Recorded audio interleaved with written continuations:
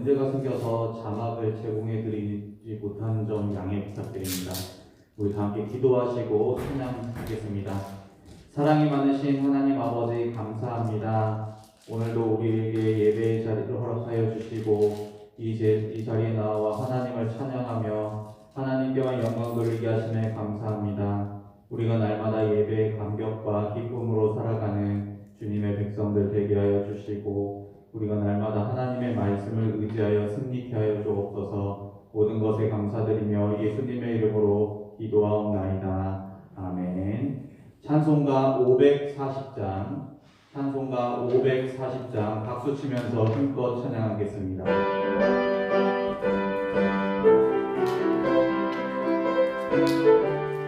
주의 음성을 내가 들으니 사랑한단 말일세. 믿는 마음으로 주께 나오니 나의 영접하소서. 내가 매일 십자가 앞에 더 가까이 가오니 옷의 위에 흘린 고백 피로써 나를 덮게 하소서. 주여 넓으신 은혜 베푸사 나를 받아주시고 나의 품은 뜻 주의 뜻같이 되하여 주소서. 내가 매일 십자가 앞에 더 가까이 가오니 옷의 위에 흘린 고백 피로써 나를 덮게 하소서. 주의 보좌로 나아갈 때에 어찌하니 기쁠까. 주의 얼굴을 항상 배우니 더욱 친근합니다. 내가 매일 십자가 앞에 더 가까이 가오니 옷의 위에 흘린 고백 피로써 나를 덮게 하소서. 우리 구주의 넓은 사랑을 증량할 자 없으며 주가 주시는 참된 기쁨도 헤아릴 수 없도다. 내가 매일 십자가 앞에 더 가까이 가오니 옷의 위에 흘린 고백 피로써 내가 매일 십자가 앞에 십자가 앞에 더 가까이 가오니 옷의 위에 흘린 고백 피로써 나를 덮게 하소서. 우리 하나님께 영광의 박수 올려드리겠습니다. 아멘. 내 주 되신 주를 찬송가 315장입니다. 찬송가 315장 내 주 되신 주를. 내 주 되신 주를 참 사랑하고 곧 그에게 죄를 다고합니다. 그 은혜를 주신 내 예수시니 이전보다 더욱 사랑합니다. 또 날 사랑하사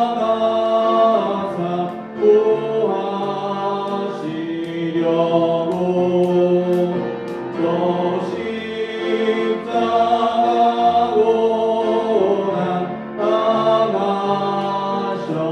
당하셨도다. 그가 시간 쓰신 내 주 외오니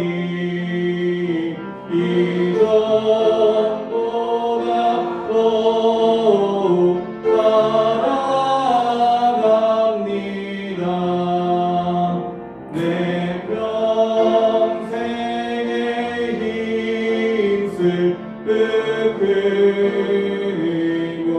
근거는 주 예수의 덕은 늘 힘이라. 숨질 때에까지 내 할 말씀은 이전보다 더욱 사랑합니다. 그 영광의 나라 나 들어가서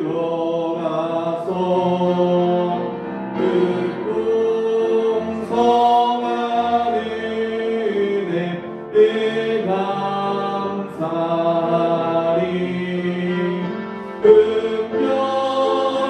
흑별류관 쓰고 나 찬송할 만 이전보다 더욱 사랑합니다. 우리 시간 합심하여 기도하겠습니다.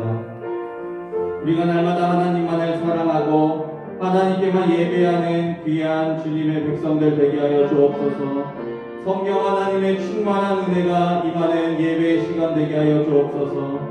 말씀 전하시는 권요한 목사님에게 성령의 충만함 더하여 주시고 우리 모두는 그 말씀 안에 살아가며 그 말씀 의지하여 승리하게 하여 주옵소서. 이 시간 주님의 한번 부르고 기도하겠습니다. 주여, 사랑이 많으신 하나님 아버지 참 감사합니다. 하나님 아버지 우리들을 인도하여 주시고 우리가 날마다 하나님만을 찬양할 수 있도록 하나님만 예배할 수 있도록 기억하게 하시네 감사합니다. 하나님 아버지 예배의 시간이 온전히 우리가 하나님의 사랑을 고백하는 시간이 되게 하여 주시고 하나님을 만나는 예배의 시간 되게 하여 주옵소서. 성령 하나님의 충만한 은혜가 임하는 예배의 시간 되게 하여 주시옵소서. 하나님 아버지 마음과 정성을 다하여 오직 주님께만 영광 돌리는 예배 되게 하여 주옵소서. 아버지 이 시간 말씀을 더 듣기 원합니다. 말씀 전하시는 권요한 목사님에게 성령의 충만함 더하여 주시고 우리 모르는 그 말씀 의지하여 승리하게 하여 주옵소서. 사랑이 충만하신 하나님 아버지, 우리가 이 시간 주님의 말씀을 듣기로 원합니다. 주님의 말씀을 듣게 될 때에 깨닫게 하시며 주의 말씀을 붙들고 살아가는 은혜가 있게 하여 주옵소서. 모든 것을 예수님의 이름으로 기도드립니다. 아멘.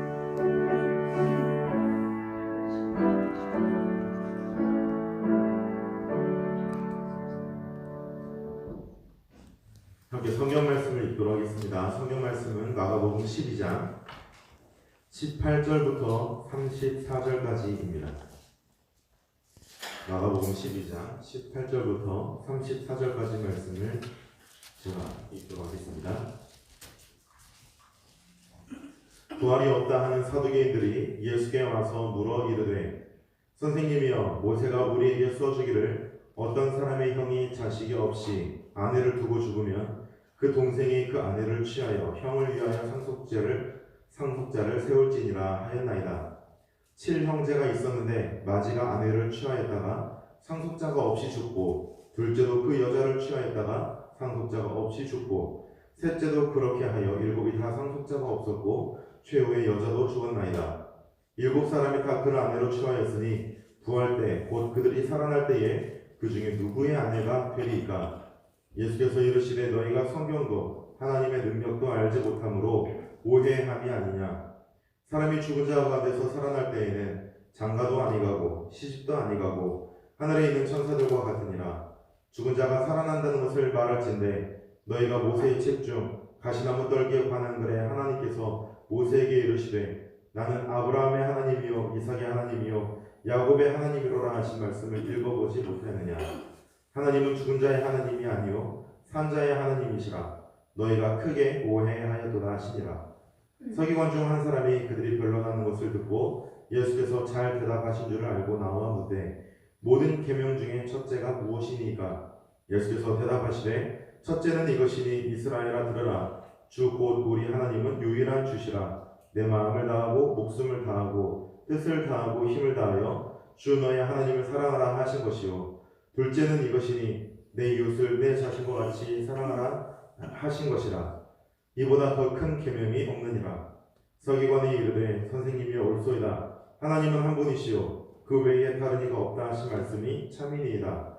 또 마음을 다하고 지혜를 다하고 힘을 다하여 하나님을 사랑하는 것과 또 이웃을 자기 자신과 같이 사랑하는 것이 전체로 드리는 모든 번제물과 기타 제물보다 나으니이다. 예수께서 그가 지혜있게 대답함을 보시고 이르시되 내가 하나님의 나라에서 멀지 않도다 하시니 그 후에 감히 묻는 자가 없더라. 아멘. 오늘 이 자리에 나오신 여러분들 주님의 이름으로 환영하고 축복합니다. 예수님께서 바리새인들과 헤롯 당원들의 질문을, 이 간교한 질문을 주의 하나님의 권세와 지혜로 대답을 하시고 난 후에 그들의 이러한 일을 듣고 그 다음에 나와서 예수님을 향하여 간교한 질문 혹은 예수님을 위험에 빠뜨리려고 하는 질문을 하려고 사두개인들이 나왔습니다. 바리새인들이 나왔고 서기관들이 나왔고 사두개인들이 나온 이 현재 상태로 보면 산헤드린이라고 부르는 유대 공동체의 지도자들이 모두가 다 예수님께 나와서 질문을 한 것입니다.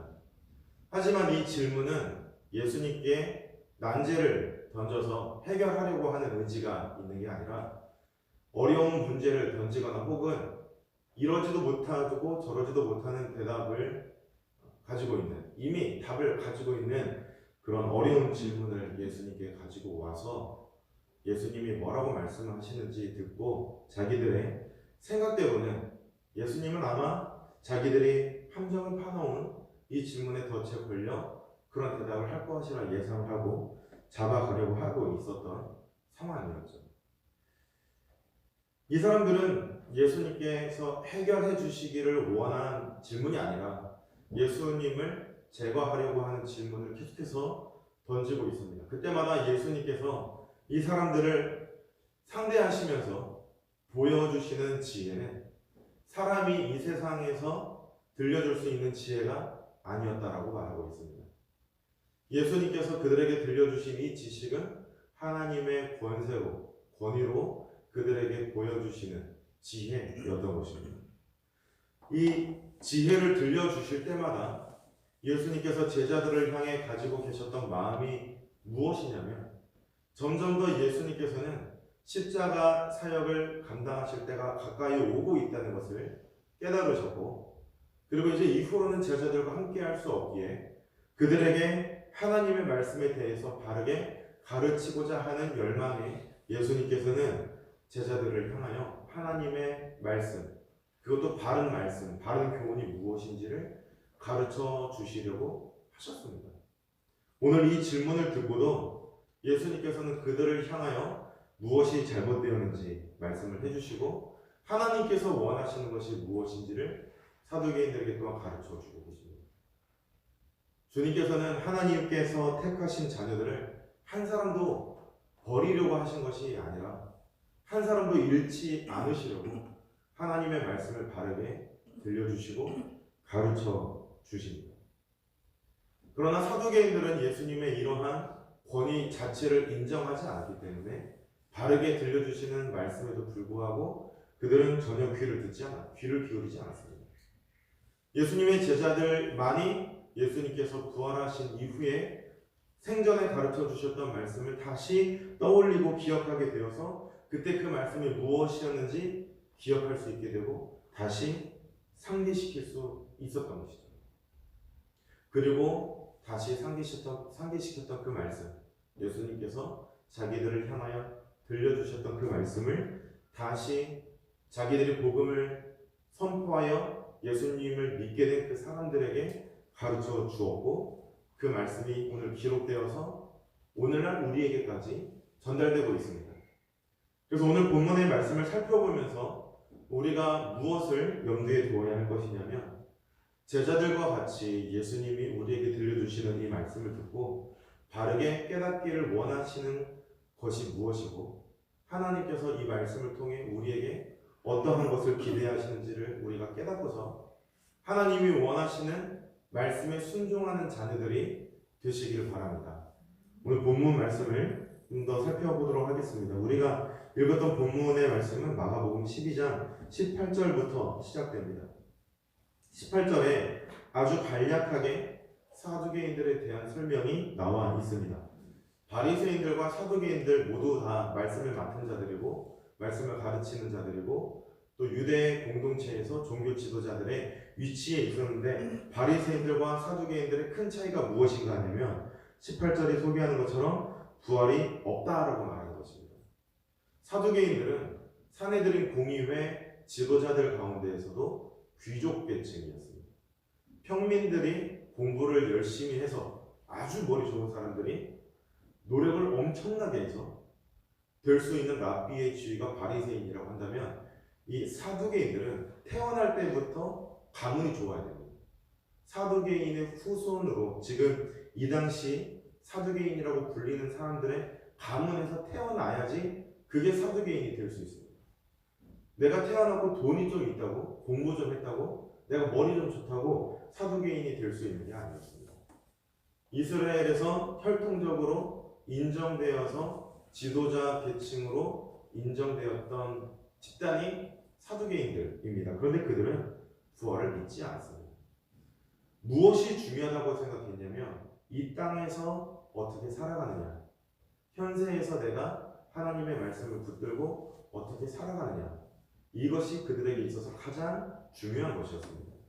그렇기 때문에 부활을 믿지 않은 자들, 이 사두개인들이 예수님께 나오면서 질문을 할 때에 부활이 얼마나 터무니없고 오유 가득한 이 말인지 증명하기 위해서, 그것도 예수님의 입술로 대답을 듣는 걸로 증명을 드러내기 위해서, 이 부활이라는 게 얼마나 허무맹랑하고 터무니없는 말인지 드러내기 위해서 예수님께 질문을 하는 겁니다. 이 사람들의 마음 또한 선한 마음은 아닙니다. 예수님이 지금 하시려고 하는 일이 무엇입니까? 예루살렘에 오셔서 이 일주일 사이에 하시려고 하는 일이 무엇이냐면 하나님께서 택하신 자들의 죄를 사하시기 위해 십자가에 달려 죽으시는 것입니다. 예수님의 목적이 십자가에 달려 죽으시는 것이긴 하지만 죽으시는 것으로 끝나는 게 아니라 부활을 목적에 두고 계십니다. 이 십자가에서 나의 죄를 사하시기 위해 십자가에서 달려 죽으시지만 부활하시는 것이 예수님이 하실 일입니다. 그런데 이 십자가의 사역을 위해서 부활을 앞두고 계시는 예수님께 나와서 그 예수님께 던지는 질문이 무엇이냐면 당신 입으로 부활이라는 이 생각이 얼마나 허황되고 어리석은 생각인지를 설명해 주십시오 라고 하는 의도에서 예수님께 던진 질문이 이어서 나오는 질문입니다. 그러면서 이 사람들이 근거를 들이미는 게 무엇이냐면 말씀입니다.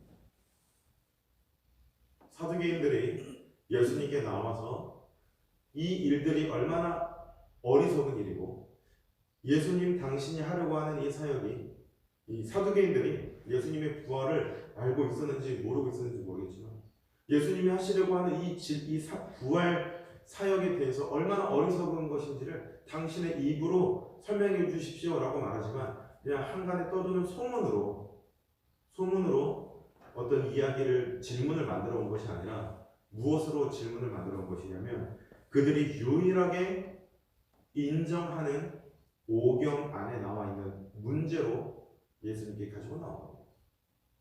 하나님의 말씀을 가지고 마치 사탄이 예수님을 시험할 때 하나님의 말씀을 교묘하게 짜집기 해서 예수님의 권위에 도전했던 것처럼 지금 사두개인들도 마찬가지로 하나님이 모세에게 주셨던 그 오경의 말씀을 가지고 나와서 그 말씀의 한 부분을 가지고 취하여 이야기 문제를 만들어서 가지고 나오는데 이 문제는 수원에 관련된 문제입니다.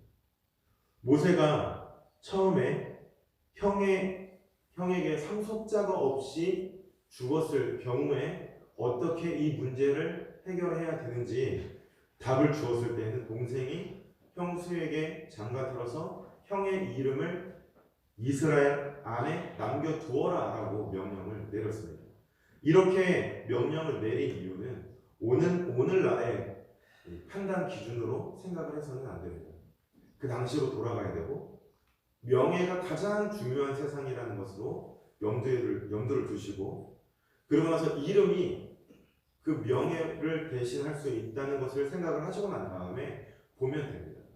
만약에 형의 이름이 이스라엘 공동체 사회 안에서 만약 이렇게 자녀도 없이 아들도 없이 죽게 되었다면 당시의 사람들이 어떻게 생각했을 거냐면 저 사람이 하나님께 큰 죄를 지었나 보다 라고 생각했을 겁니다. 왜냐하면 하나님께서 그에게 심판하셨기 때문일 거라고 생각했었기 때문입니다. 다리를 다쳐도 일을 하다가 부상을 입어 장애를 갖게 되어도 그게 모두 다 하나님의 심판이라고 생각하고 있던 이 나라에서 아들도 없이 죽는다는 건 비명 행사했다는 건 이건 형의 명예를 더럽힐 수 있는 일이기 때문입니다. 그런데 두 가지를 다 염두에 두어야 하는데 사람들은 좋은 쪽으로는 생각하지 않습니다. 이 사람이 죽게 된 이유가 무엇일까요? 만약에 형이 아들이 없이 죽게 되었을 경우 아파서 죽었을 수도 있고 다쳐서 죽었을 수도 있고 전쟁에 나가서 죽었을 수도 있고 여러 가지 경우가 있습니다. 그 상황, 이 남자의 상황으로 들어가지 않으면 주변에 있는 사람들은 아무리 말해줘도 모릅니다. 그런데 주변에 있는 사람들은 이 남자가 죽은 이유에 대해서 어떻게 생각하나요? 하나님께 심판을 받았다라고 말하고 그가 왜 죽었는지 함구하고 조심해야 된다라고 말하는 분위기보다는 하나님께 심판을 받은 것 같다라고 말하는 말이 날개 돋친 듯 퍼져나가서 그 사람은 하나님께 심판을 받았다라고 하는 말로 퍼지게 되어 있습니다. 그리고 중요한 건 이 사회가 명예가 굉장히 중요한 사회라는 겁니다. 명예는 생명입니다. 그런데 형이 정말 잘못해서 죽었는지 아닌지 알 수 없는 상황에서 동네 사람들이 모두가 다 형의 불의함, 부정함을 말하며 하나님께 제대로 심판받았다라고 말을 한다면 그 남아있는 가정의 명예는 어떻게 되는 것일까요? 땅에 떨어지는 것이죠. 동네에서 얼굴을 들고 다닐 수가 없는 겁니다. 그러면 이렇게 생각할 수 있습니다. 이사 가면 되지. 요즘은 이사 가는 게 쉽지만 15년, 20년 전에 이사 가는 게 쉬웠나요? 갑자기 이사를 가는 게 아니라 내가 왜 이사를 가는지 동네 사람들에게 소문내고 그렇게 이사를 가도 시골에서는 뭐라고 말했냐면 야반도주했다 그렇게 말했었습니다. 그렇게 말하는 사람들이 진짜로 있었습니다. 내가 이사 가는 걸 알고 동네 잔치를 벌리고 이사 가는 게 꼭 좋은 일로만 가는 건 아닐 수도 있어요. 그런데 잔치를 벌려서 꼭 한 사람 한 사람의 귀 속에 내가 이사를 왜 가는지 모두에게 설명을 해줘도 이상하게 말하는 사람들이 있었습니다. 그리고 또 20년 전보다 더 이사를 가는 게 어려운 게 이 당시 사회입니다. 이사를 간다는 건 내 삶의 터전과 조상의 모든 것을 부정하는 행동이 될 수도 있었습니다. 그러기 때문에 하나님께서 이러한 인간의 습성을 아시기 때문에 만들어 놓은 방어책이었습니다. 사람들을, 하나님의 백성들을 보호하기 위한 하나의 질문이었고 남겨진 자녀들, 남겨진 연약한 자들을 위해서 마련해 두신 게 이 제도인데 이 사두개인들은 하나님을 알지 못하고 하나님이 그래서 이 말씀을 왜 주셨는지를 알지 못하고 오해하여서 이런 악독한 질문을 합니다. 이런 질문은 사두개인들이여도 하면 안 되는 질문입니다. 그리고 설령 이것이 예화이고 비유이고 그리고 아무리 자기들이 막강한 권력을 가졌다 하더라도 하나님을 경외하는 자들이라고 한다면 예수님을 올무에 빠뜨리려고 하여도 이런 질문을 해서는 안 됩니다.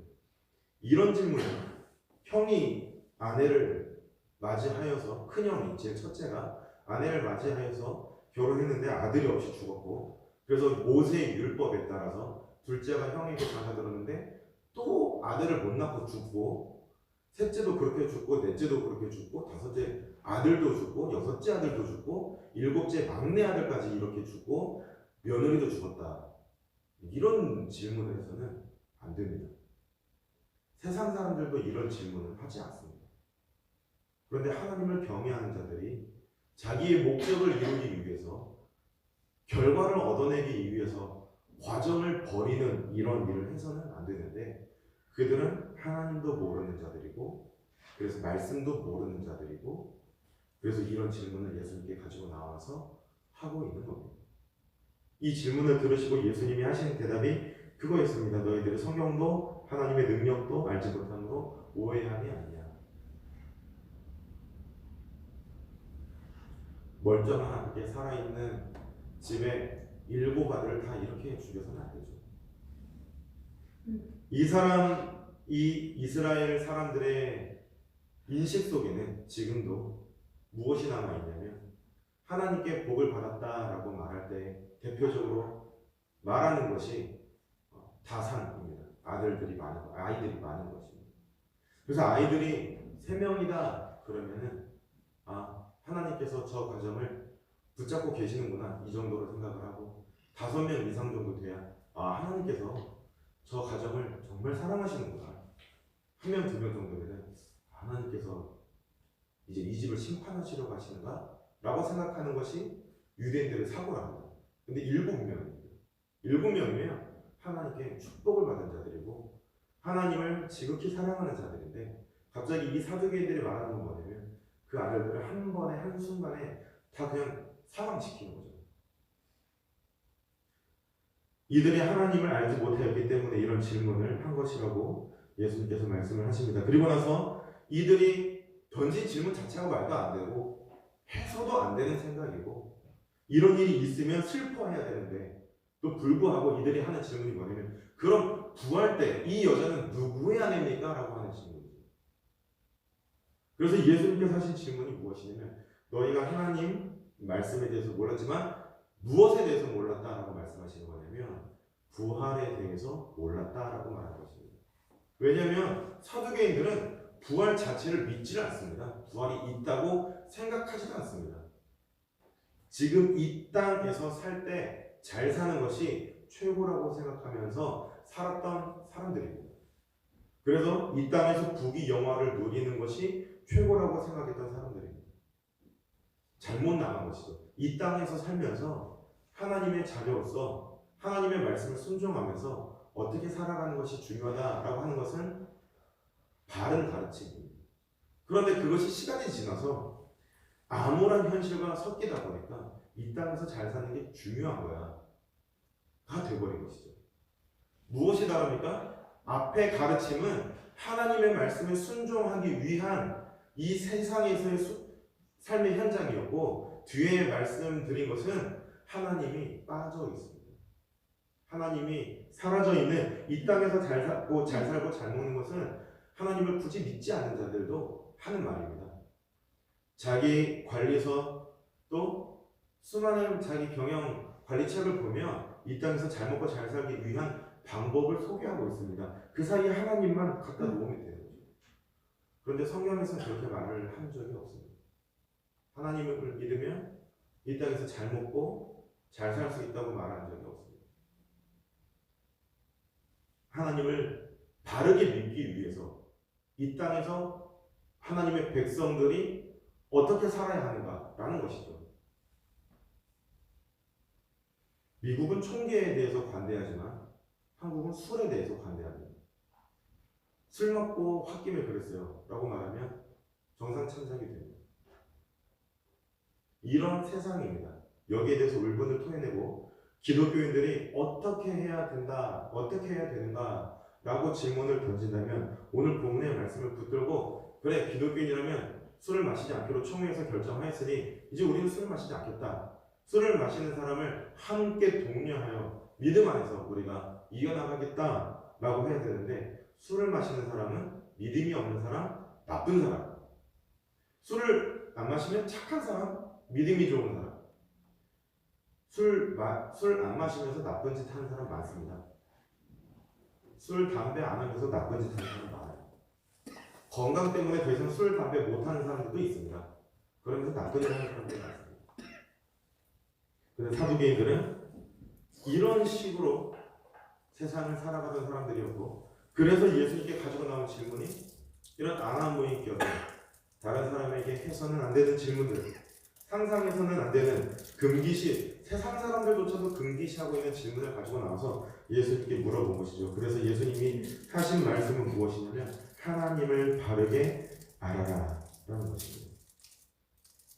부활 이후의 삶은 이 사람들이 생각했던 것처럼 다시 살아나서 이 세상에서 살아가는 그런 모습이 아닙니다. 부활 이후의 우리의 삶은 천사와 같다라고 말씀하신 것은 하나님의 곁에 함께 있는 상태를 말하는 것입니다. 우리가 죽음을 경험하고 난 이후에 무엇을 경험하게 됩니까?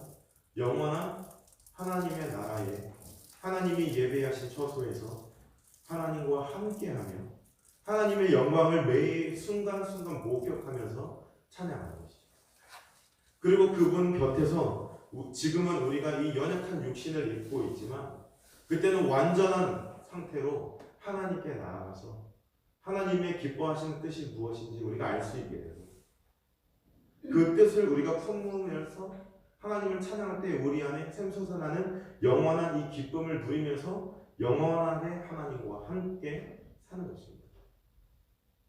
그런데 이 사두개인들은 그 부활에 대해서 오해하고 있었습니다. 왜냐하면 생각이 하나님의 말씀과 하나님께 있었던 게 아니라 자기 자신들의 전통에 파묻혀 있었기 때문입니다. 이러한 대답을 듣고 있는 중에 서기관 하나가 예수님께 나와서 질문을 합니다. 예수님, 참 이 대답이 잘 아셨습니다. 첫 번째, 그러면 이 모든 모세의 계명들 가운데서 첫째 되는 계명이 무엇인가? 라고 물어봅니다. 그때 예수님께서 하신 말씀은 하반절부터 31절까지 내용입니다. 우리 하나님은 유일한 주시라. 내 마음을 다하고 목숨을 다하고 뜻을 다하고 힘을 다하여 주 너의 하나님을 사랑하라 하신 것이요 둘째는 이것이니 내 이웃을 내 자신과 같이 사랑하라 하신 것이라. 이보다 더 큰 계명이 없느니라. 예수님께서 우리에게 주시려고 하신, 가르쳐 주시려고 하신 것은 하나님의 말씀을 품되 첫 번째로 하나님을 사랑하라 라고 말씀하시는 30절의 이 노력입니다. 이 노력은 하나님의 말씀을 우리의 마음속에 깊이 품으라는 것인데 우리 스스로의 힘으로 되는 일이 아닙니다. 왜냐하면 우리는 아담의 범죄 이후로 타락한 심정을 가지고 있기 때문입니다. 우리는 인간의 노력과 인간의 마음과 생각으로는 하나님의 말씀을 깊이 사모하고 간직할 수 있는 능력이 없습니다. 사람의 능력으로는 할 수 있는 것이 아닙니다. 그런데 예수님께서는 왜 우리에게 내 마음을 다하고 목숨을 다하고 뜻을 다하고 힘을 다하여 하나님을 사랑하라라고 말씀하셨습니까? 이 둘 사이에 주님의 십자가에서 흘리신 보혈의 사역이 있다는 것입니다. 우리가 30절에서 말씀하신 이것을 하기 위해서 누구에게 나아가야 되냐면 예수님께 나아가야 되는 것입니다. 예수님께서도 말씀하셨습니다. 나를 통하지 않고서는 아버지께로 올 자가 없느니라. 우리는 그럼 누구에게 나아가야 되는 것입니까? 이 순간 주님께 나아가야 되는 것입니다. 주님께 나아간다면 우리는 힘을 다하여 하나님을 사랑할 수 있고 말씀을 붙들고 지키며 살아갈 수 있습니다. 예수님께서는 이 말씀을 먼저 제자들에게 주셨습니다. 왜냐하면 예수님이 승천하시고 난 이후에 곧 제자들에게 불어닥칠 핍박과 환난 때문이었습니다. 그때의 제자들이 천국을 바라보고 부활을 기대하고 소망하며 온전히 하나님 안에 붙들 것을 바라셨기 때문에 제자들에게 이 말씀을 들려주셨고 가르쳐 주셨습니다. 그리고 그 제자들은 정말 핍박과 환난이 다가왔을 때 예수님이 가르쳐 주시고 들려주셨던 이 말씀을 기억하고 떠올리면서 온전히 하나님만 의지하며 살았습니다. 이제 이 말씀을 듣는 우리가 그렇게 살아야 할 차례입니다. 이 세상을 살아가면서 또 이 세상에서 하나님의 백성으로 살아가면서 환난과 핍박을 당하고 성도로서 살아가면서 어려움을 당할 때에 어떻게 살아가야 하는가, 이 말씀을 의지하며 우리가 죽음 이후에 하나님을 만나게 되며 영원한 하나님의 영광 가운데서 하나님을 만나게 될 그날을 기다리고 사모하며 살아가야 될 것입니다. 그렇게 된다면 우리가 이 땅에서 살아가면서 겪게 되는 어려움 속에서 우리는 힘을 잃지 않을 수 있습니다. 소망과 희망을 놓지 않을 수 있습니다. 오히려 희망을 가지고 소망을 품고 기도하는 가운데에 이 어려움을 이겨나갈 수가 있습니다. 지금 우리가 겪고 있는 포스트 코로나 시대는 이 세계 역사상 찾아볼 수 없는 어려움입니다. 이런 어려움을 겪어본 민족도 없고 나라도 없습니다. 지금 그런 어려운 시기를 우리는 다 겪고 있습니다. 이때 우리는 무엇을 하며 살아가야 하는가? 이 말씀과 같이 우리에게 부활의 소망을 보여주신 주님을 끊임없이 바라보아야 할 것입니다. 그러는 가운데에서 주님을 예배하는 우리의 마음을 끝까지 붙들고 하나님께서 우리에게 지혜를 주시며 주시는 지혜를 따라서 또 교회의 가르침을 따라서 이 시대를 함께 지혜롭게 하나님의 인도하심을 따라 헤쳐나갈 수 있는 시간들이 되기를 바랍니다. 그리고 또 이 교회를 위해서 더욱더 힘써 기도하는 시간을 보낼 수 있게 되길 바랍니다. 함께 기도하겠습니다. 사랑이 충만하신 하나님 아버지, 이 시간 우리가 듣게 된 이 말씀과 같이 온전히 주님을 사랑하며 다른 무엇보다 주님을 더욱더 소중히 생각하고 하나님의 말씀을 내 생명 되시는 말씀을 붙들고 살아가는 거룩한 주의 자녀들이 될 수 있도록 인도하여 주시옵소서. 우리가 어느 때라도 이 어려운 시대를 살아가고 있지만 오직 주님을 붙잡고 살아갈 수 있게 되는 주의 백성이 되길 원하오니 이 순간 붙잡아 주시고 또한 이 병마 가운데서도 주의 백성들을 붙잡아 주시고 인도하여 주시되 선한 길로 걸어 나아갈 수 있도록 인도하여 주옵소서. 모든 것을 예수님의 이름으로 기도드립니다. 아멘. 함께 찬송가 545장 찬양하겠습니다.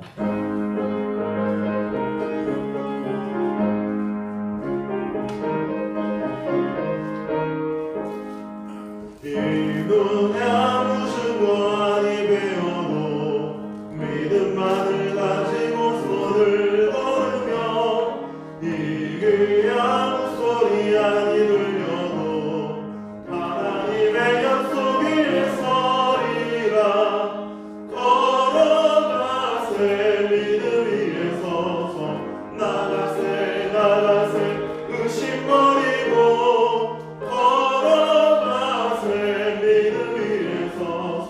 눈과 귀에 아무 증거 없어도 인문이 보기에는 어떠하든지 이미 얻은 증거대로를 믿으며 이 맘에 의심 없이 살아갈 때에 우리 소원 주 안에서 이루리.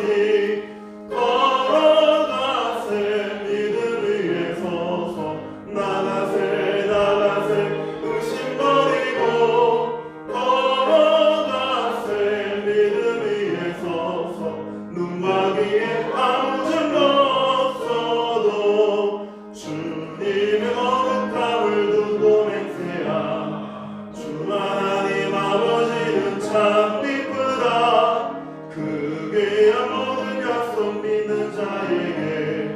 능치 못할 무슨 일이 있을까. 걸어가세 믿음 위에 서서 나가세 의심 버리고 걸어가세 믿음 위에 서서 눈과 귀에 아무 증거 없어도. 하늘에 계신 우리 아버지여, 이름이 거룩히 여김을 받으시오며 나라의 임하옵시며 뜻이 하늘에서 이룬 것 같이 땅에서도 이루어지이다. 오늘날 우리에게 일용할 양식을 주옵시고 우리가 우리에게 죄 지은 자를 사하여 준 것 같이 우리 죄를 사하여 주옵시고 우리를 시험에 들게 하지 마옵시고 다만 악에서 구하옵소서. 내게 나라와 권세와 영광이 아버지께 영원히 있사옵나이다. 아멘.